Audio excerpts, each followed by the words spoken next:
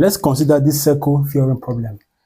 In this question, it says calculate the value of x. Look at x here.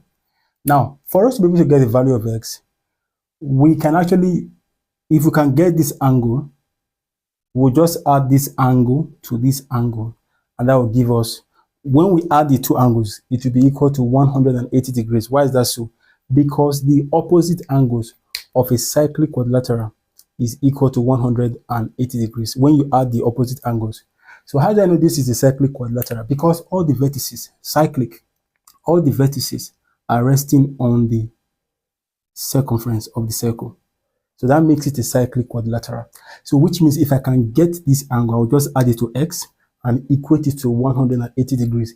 Now this 8x at the center of the circle will be useful in getting the angle here. So let's call this y. There's a circle theorem problem which states that the angle at the center of a circle subtended by an arc. This is the arc here that subtends this angle at the center.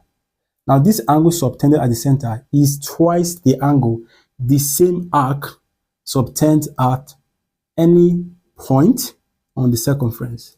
So which means if you multiply y by 2, you are going to get 8x. So going by that circle theorem, which means 8x, which is the angle at the center, will be twice the angle at any point on the circumference.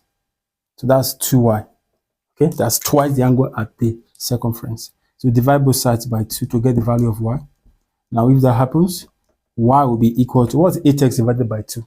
That's 4x.